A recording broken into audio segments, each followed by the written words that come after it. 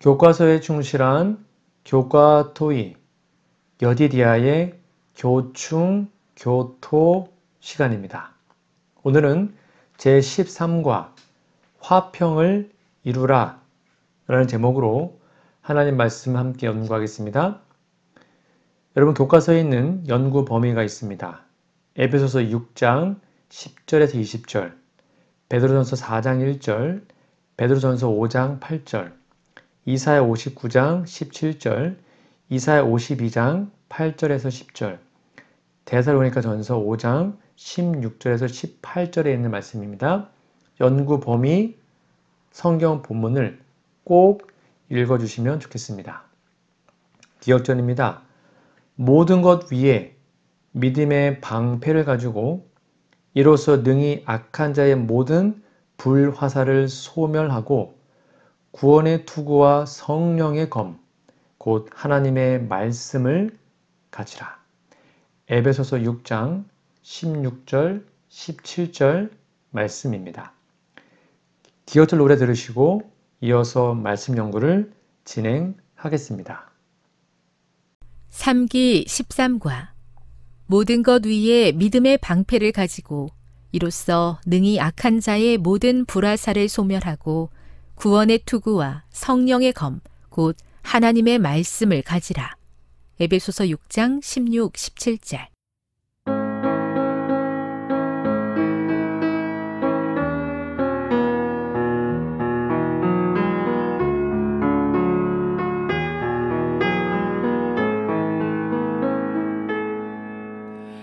모든 것 위에 믿음의 방패를 가지고 이로써 능히 악한 자의 모든 불화살을 소멸하고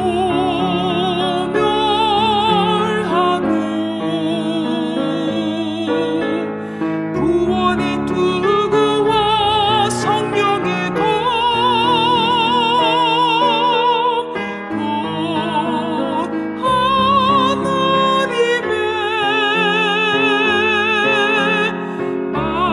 하나님의 말씀을 가지라.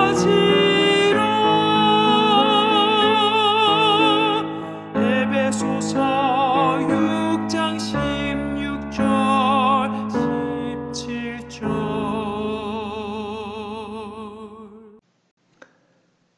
9월 17일 일요일입니다. 제목은 교회 하나된 군대입니다. 자, 교과서 질문해 보시면 에베소서 6장 10절에서 20절을 읽어보라. 바울은 교회가 벌이는 전쟁이 어떤 것이라고 말하고 있는가?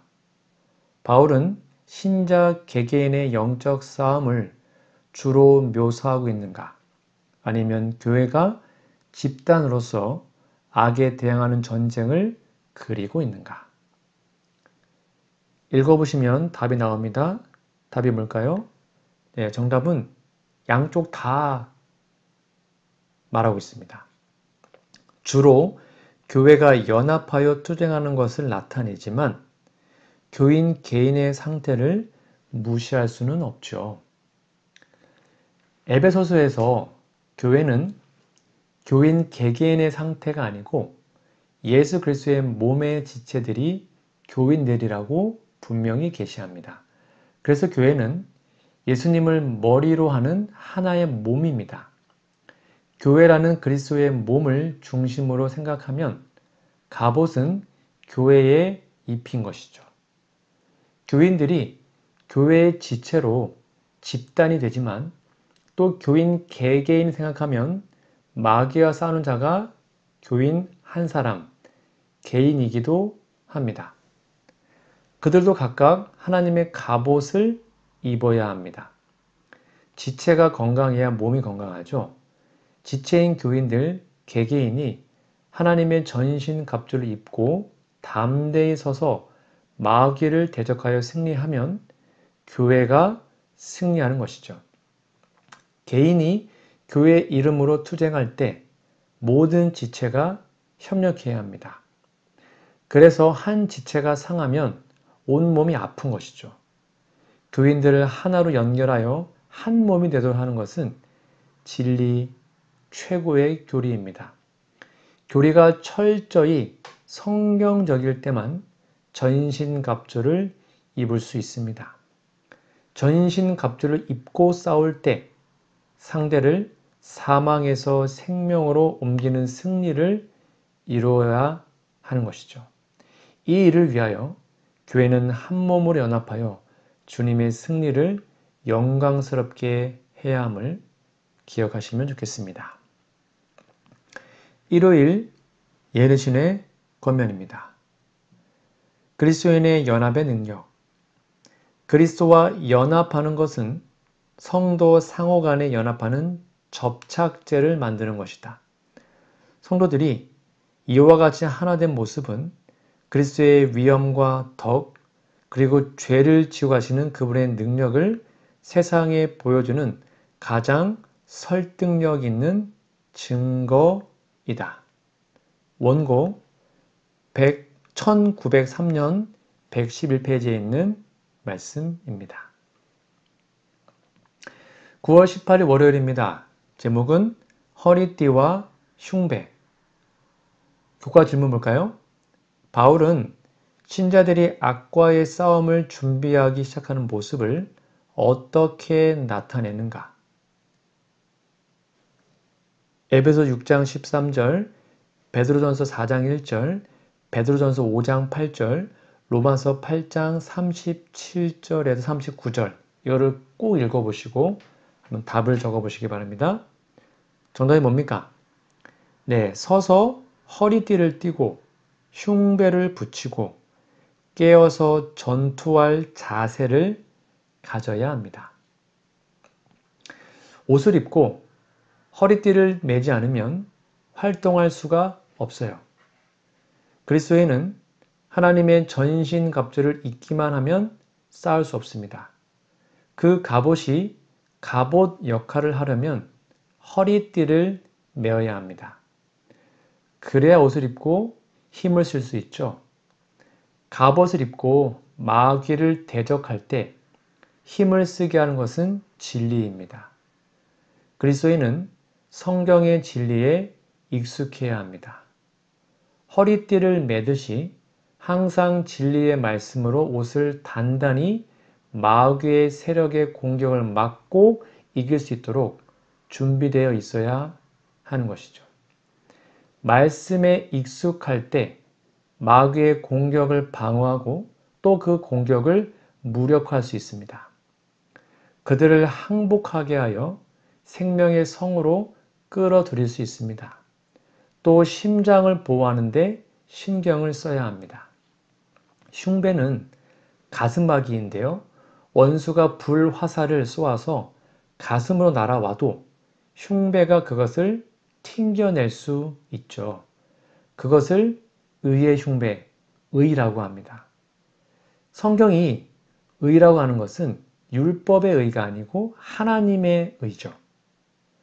로마서를 읽으면 하나님의 의는 예수님의 부활로 드러낸 영원한 생명입니다. 즉 성도는 이 생명으로 생활합니다. 그것이 마음을 주장하고 생활을 이끌어야 합니다. 마음이 예수님의 생명으로 충만해야 합니다. 바울은 그렇게 살았습니다. 그것은 사랑과 동정과 긍휼로 사람을 대하는 생활 태조이죠. 사탄은 우리가 이러한 삶을 산다면 우리 결코 비난할 수 없습니다. 그러면 허리띠와 흉배를 꼭 믿음으로 부착하는 우리 모두가 되기를 간절히 바랍니다. 월요일 예르신의 권면입니다. 교회가 그리스도의 의로 옷 입는다면 교회가 세상에 대한 충성을 버리고 그리스도의 의를 옷 입는다면 교회 앞에는 빛나고 영광스러운 날이 동뜰 것이다. 교회에 대한 하나님의 약속은 영원히 굳게 설 것이다. 하나님께서는 교회를 영원한 미덕, 많은 세대의 기쁨으로 삼으실 것이다. 그것을 멸시하고 거절한 사람들이 버린 진리는 승리할 것이다. 비록 때때로 저지당하는 듯이 보이는 그 발전은 결코 저지되지 않았다. 사도행적 601페이지에 있는 말씀입니다. 9월 19일 화요일입니다. 제목은 평안의 복음을 전하는 신. 교과서 질문해 볼까요? 바울이 에베소서에서 평화를 8번에 걸쳐 강조한 것을 살펴보라. 바울은 평화를 말하면서도 왜 구체적인 군사적 은유를 사용했는가? 에베소서 1장 2절, 2장 14절, 15절, 17절, 4장 3절, 6장 15절과 23절을 읽어보시고 한번 답을 적어보시기 바랍니다. 네, 정답은 무엇입니까? 참된 평화는 원수가 정복되었을 때 이름을 우리는 기억해야 합니다. 우리는 이 세상에서 전투 중에 있습니다. 선악의 대쟁투의 전쟁터가 이 지구죠. 우리는 다 마귀의 아들들로 출생했습니다. 요한복음 8장 44절에 나와 있어요. 그래서 사망으로 줄다름치고 있는 것이 삶입니다. 우리의 삶은 그냥 죽어가는 것이죠. 썩어가는 옛 습관을 따라 행동하는 사람들이죠. 예수님이 오셔서 이 옛 사람이 죽고 장사 지내고 부활해서 새 사람이 되도록 하셨습니다. 그러니까 어둠과 사망의 왕인 사탄과 그의 부하들이 이 사람들을 자기 세계로 찾아오려고 힘을 다해 공격하는 것이죠. 그래서 사망과 생명의 전쟁이 끊이지 않습니다. 그 전장이 바로 우리들의 몸과 마음입니다. 교회와 성도가 한 몸이 되어 하나님의 무기로 무장한 다음에 사탄의 세력을 굴복시켜야 합니다. 그러면 평화가 이릅니다. 그것이 그리스도의 평안이에요. 그것은 세상이 주는 평안과 다릅니다. 이것은 사망을 이긴 평안입니다. 언제나 승리자이신 예수님 안에서 이 평안을 유지해야 합니다. 예수님 밖에 나가기만 하면 사탄에게 포로가 되는 것입니다. 우리는 그리스도 안에 있는 평화로 항상 생명과 삶이 평안하도록 성령께서 일일이 주장해 주시도록 마음을 바치십시다. 그러면 우리의 신발은 평안을 주는 걸음으로 살게 될 것입니다. 꼭 기억하시기 바랍니다. 화요일 예르신의 권면입니다. 평안의 복음의 신발을 신고 진리를 전하라. 형제 자매들이여, 그대들은 그리스도의 전신 갑주를 입을 것인가? 평안의 복음에 예비한 것으로 신을 때 그대들은 백성들에게 전할 진리를 가지고 집집마다 방문할 수 있는 준비가 될 것이다. 때때로 그대들은 이런 종류의 사업이 힘들다는 것을 깨닫게 될 것이다. 그러나 만일 그대들이 믿음으로 전진한다면 주님께서 그대들 앞에 가실 것이며 그대들이 행하는 길에 당신의 빛을 비춰 주실 것이다. 복음전도 114페이지에 있는 말씀입니다. 9월 20일 수요일입니다. 제목은 방패, 투구, 검인데요. 자, 교과 질문 볼까요?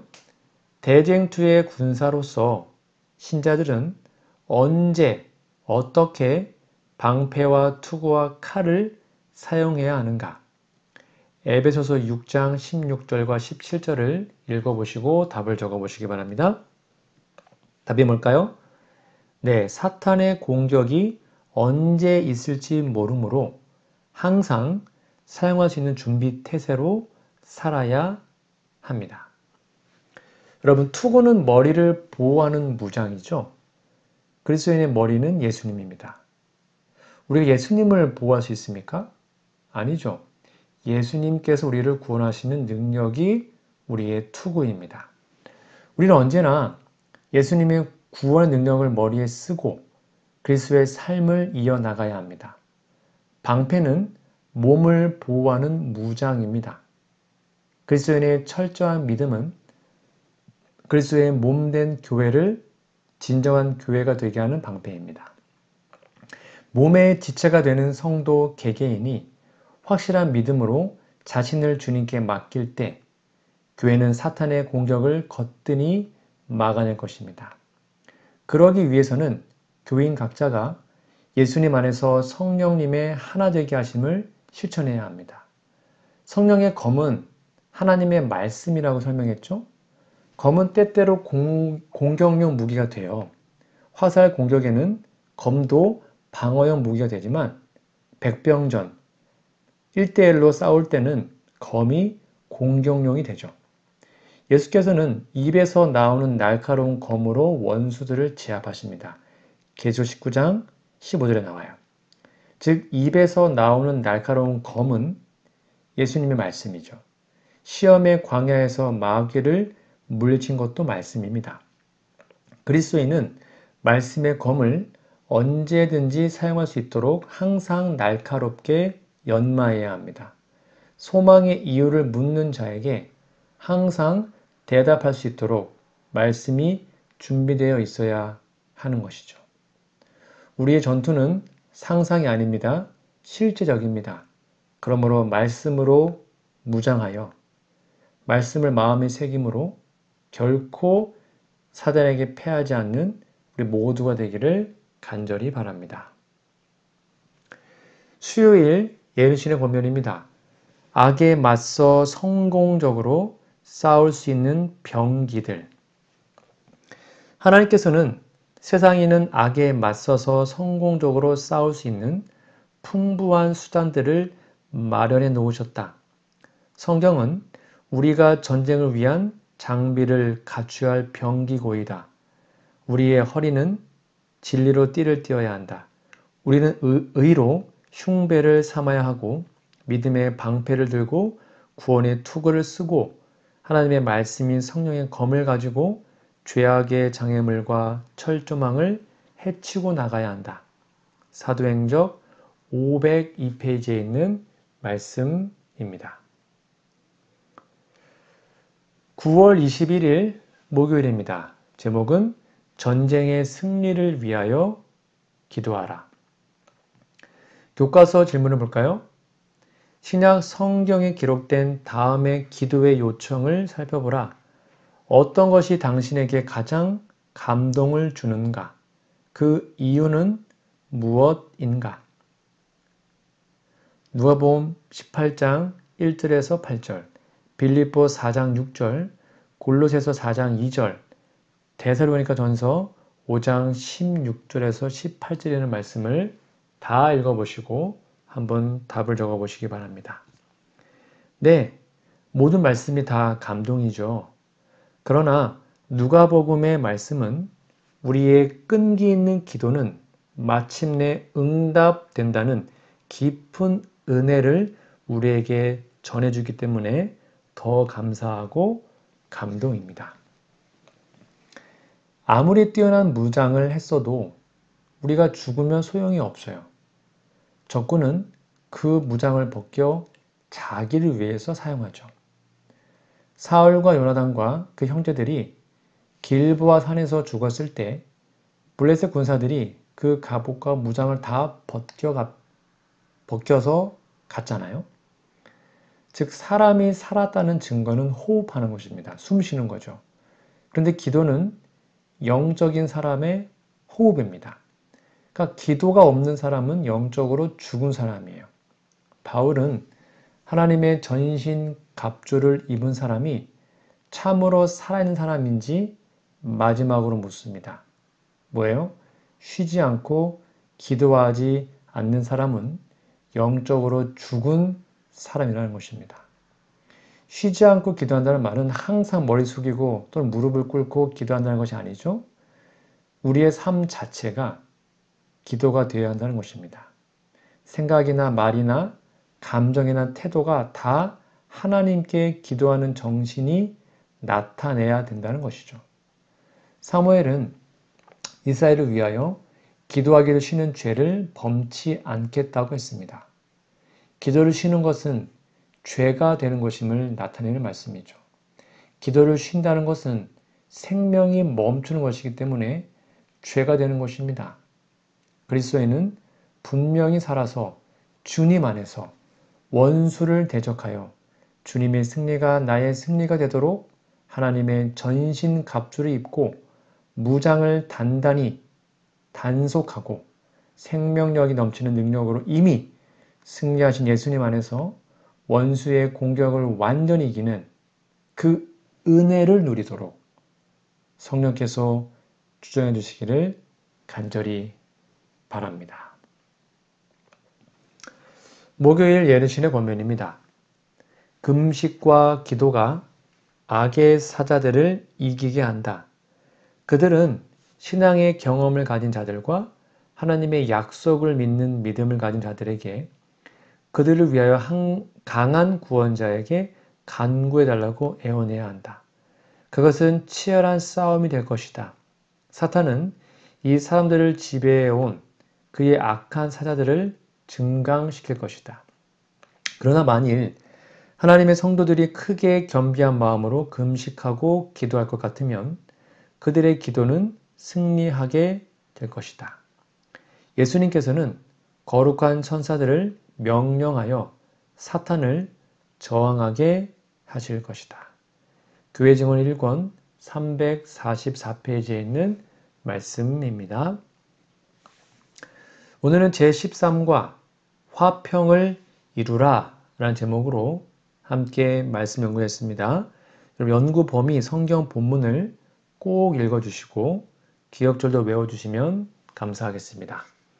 오늘 공부한 내용을 다시 한번 정리해드리면 완전 무장을 하고 싸워서 승리하여 화평을 이루십시오.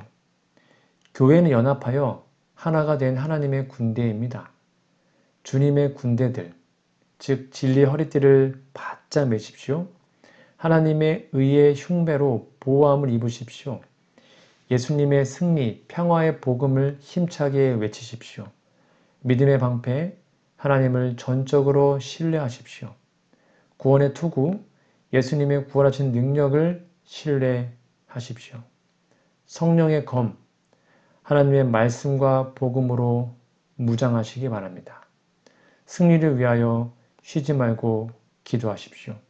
승리하여 화평을 이루십시오.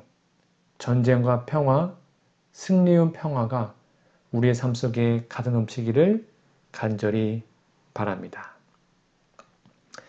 다음 주에는요, 이제 에베소서 마지막 과입니다. 14과 마음의 세계는 에베소서라는 제목으로 말씀 연구를 진행하겠습니다. 다음 주까지 영육간에 강건하시고 행복하시길 바랍니다. 기도하고 마치겠습니다. 하나님의 친아버지, 믿음을 나누는 형제 자매들을 주셔서 감사합니다. 개인적인 차이가 있지만 같은 주님을 섬기는 연합된 주의 군대로서 능력 있게 봉사하고 협력할 수 있게 하여 주시옵소서. 함께 승리와 기쁨을 나누도록 교회의 은총을 베풀어 주옵소서. 진리를 알지만 그것이 얼마나 삶 속에 입혀졌는지 자신에게 물어봅니다. 진리가 우리의 삶을 묶어주고 변화하게 하기를 원합니다. 시시각각 침례해오는 악의 영향력으로부터 보호해 주시고 진리를 누리고 활용하게 하여 주옵소서. 평화의 사람으로 부르시고 이루어 주실 평화를 바라보는 믿음 주시니 감사합니다. 부족한 저희는 가정과 교회에서 화평하지 못할 때가 있습니다. 열심을 내고 노력할 때 우리가 화평을 위해 일한다는 대원칙을 항상 기억하게 하옵소서. 최고의 무기와 보장을 제공해 주셔서 감사합니다. 놀라운 약속과 무장을 주셨음에도 제대로 사용하지 않고 실패를 경험하는 부족함을 용서하여 주옵소서. 우리를 부르실 때 이미 약속하신 은혜와 승리를 오늘도 경험하며 살게 하여 주옵소서. 악의 세력과의 전투가 실제적인 문제인 것을 보게 하셔서 기도로 항상 하나님과 동행하게 하여 주시옵소서. 가족과 형제 자매들을 위해 기도하게 하셔서 영적으로 든든한 전선을 세우게 하시고 승리할 수 있도록 힘을 더해 주시옵소서. 예수님의 이름으로 기도합니다. 아멘.